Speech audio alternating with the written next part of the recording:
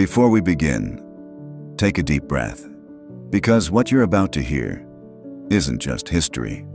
It's a journey through pain, power, and timeless wisdom that shaped the greatest minds who ever lived. And if you're new here, make sure you subscribe, because this is just the beginning of a deeper journey into the mind. Imagine a world where empires rise and fall, where chaos fills the streets, and yet there are a few rare souls who walk through that chaos completely untouched. No fear, no anger, no despair. They live by reason, by discipline, and by an inner strength so powerful that even death doesn't shake them. These men were called Stoics, but Stoicism wasn't born in palaces or temples. It was born in the ashes of struggle, fire, and failure. It all began around 300 years before Christ, in the bustling city of Athens. A man named Zeno of Citium stood on the edge of ruin.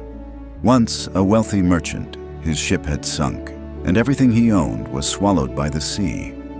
He was left with nothing but his mind, and that was the beginning of everything. Broken and wandering through Athens, Zeno found himself in a bookstore. There he read about Socrates, the man who chose death over dishonor. Zeno was mesmerized. He asked the bookseller, "Where can I find a man like this?" And the bookseller pointed to a philosopher named Crates. That one encounter changed history forever. Zeno began teaching under the painted porch of Athens, called the Stoa Poikile. And that's where Stoicism got its name. But this wasn't cold philosophy. It was a way of life, a system that taught one truth: you cannot control the world, but you can control yourself. The Stoics believed that the universe operates by divine reason, what they called the Logos.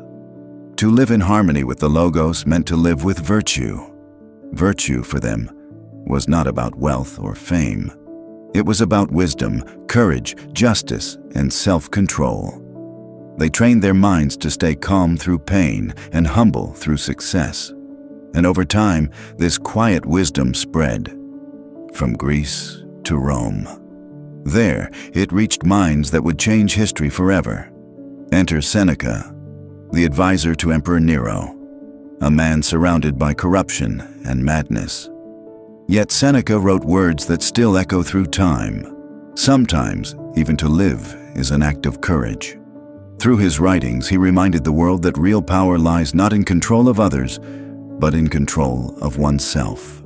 Then came Epictetus, born a slave, yet he became one of the greatest teachers of freedom. His message was simple and eternal. No man is free who is not master of himself. Even with chains around his body, his mind remained untouched. And then there was Marcus Aurelius, the philosopher king, the emperor of Rome, who ruled an empire by day and wrote his heart out by candlelight at night. His journal, Meditations, wasn't meant for the world, yet it became one of the most influential books ever written. He wrote to himself, "Waste no more time arguing what a good man should be. Be one. 3 men, 3 eras, 1 timeless truth. That happiness doesn't come from controlling the world, but from controlling yourself." Stoicism isn't about suppressing emotions.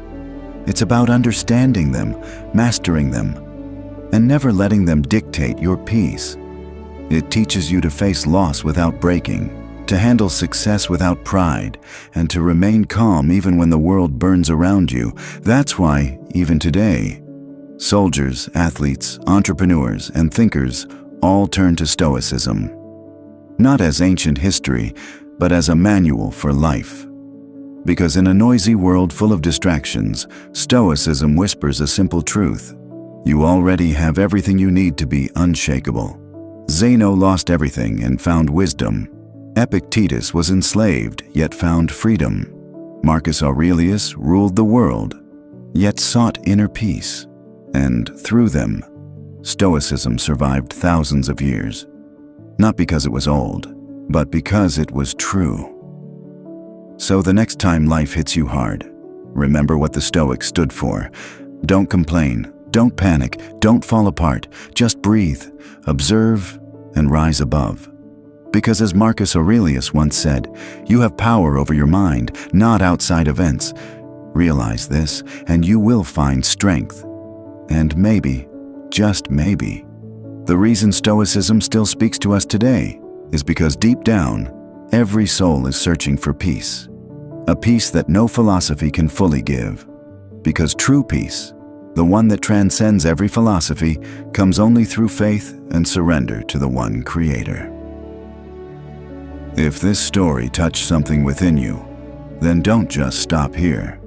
Subscribe for more timeless wisdom like this, because this journey of self-mastery is only just beginning.